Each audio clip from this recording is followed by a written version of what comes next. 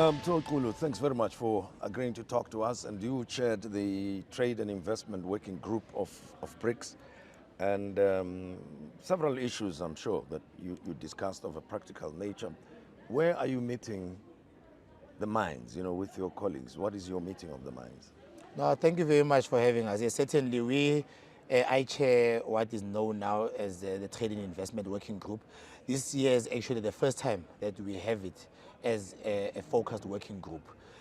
Over the years, you've had the various working groups focusing on various sectors, but no one was picking up this focus on trade and investment. So this year, fortunately, we are actually establishing and confirming and adopting the establishment of this Trade and Investment Working Group. And the 4 areas that we've identified that will help us to drive trade and investment amongst the member states is areas of economic partnerships, finance cooperation, infrastructure development, as well as knowledge sharing and capacity building.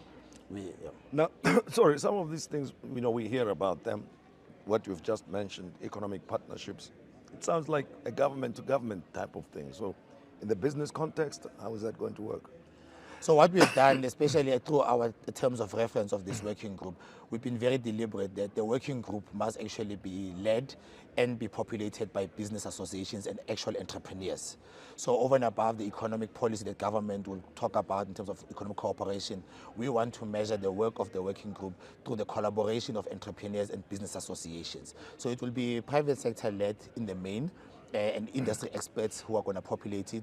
And when we say economic partnerships, we want to measure it in the number of transactions that takes place amongst the member states, and not just simply the confirmation of collaboration in terms of policy.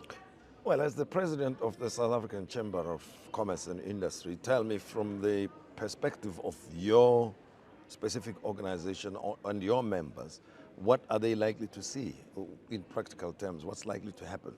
So in practical terms, one thing, as I mentioned earlier, is that the BRICS Business Council is value can only be measured by the amount of transactions that take place. So as a starting point, every member state now is going to have to confirm the leading business associations from their countries and a report on the number of business-to-business interactions that are taking place. So ultimately, we want to say what transactions are taking place. So from our member point of view, they can expect a defined membership from an organized business grouping out of Brazil, Russia, India, and China that they can directly work with.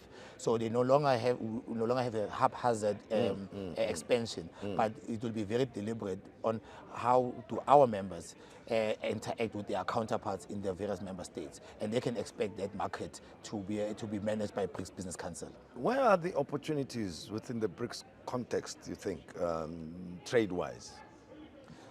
Again, speaking from a South African point of view. So what do you think exists out there in the BRICS family for South African businesses?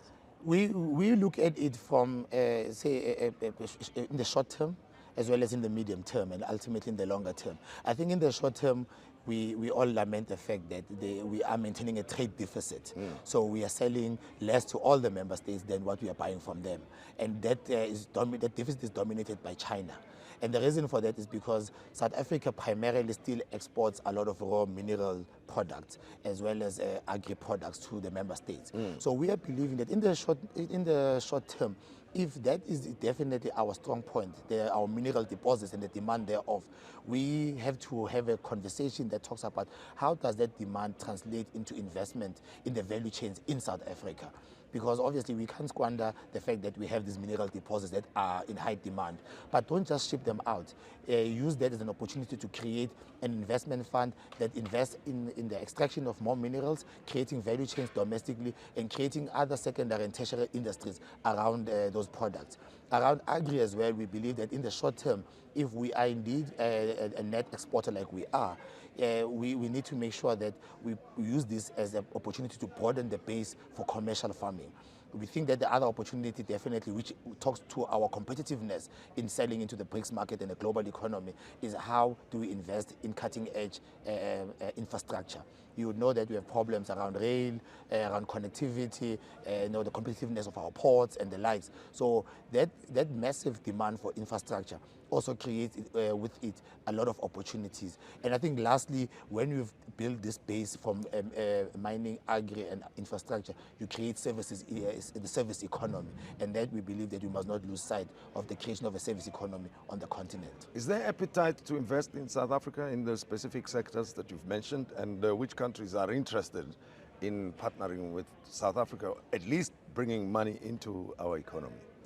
So over the years, and the BRICS Business Council has been around now for 10 years, Russia and India's investment in Africa has been growing, not just South Africa, but just broadly on the continent. And we believe that those are actually the pools of investment that we need to continue to be focusing on, because they have demonstrated a desire for what is coming out of Africa and seeing Africa as a huge opportunity for themselves. So there is definitely from China and India a strong commitment to invest in Africa. We see that Russia has also continued to raise their desire. Obviously the numbers don't quite show, because we still trade very little with Russia and Brazil itself according to the trade statistics that we have now. But we believe that that deficit is also an opportunity. So China and India are already made of, so to speak, investment opportunities, but we also want to see if we can dig deeper and pull out more investment from Russia and Brazil. Knowledge sharing, you mentioned that as one of the key points.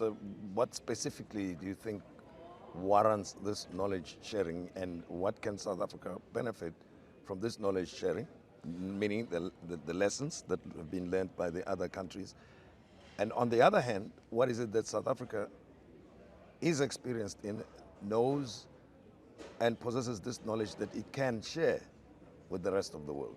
So what you have, for instance, and maybe I use specifics in terms of China has been very successful in having a country plan for development and sticking to it with successive governments. Irrespective of who is in office in China, they have a country plan that has seen them coming out of a very poor and small economy to almost the largest economy now in the world.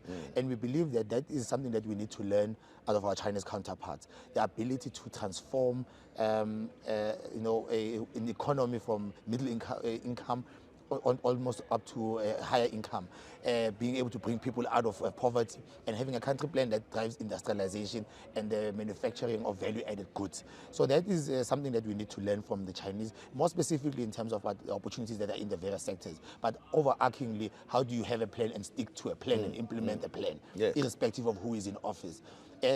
India also gives us an opportunity, because itself they've been able to look at their own capacities and being actually like an outsourced hub for international multinational businesses. So that is also an opportunity, and the ability to able to manage a huge population.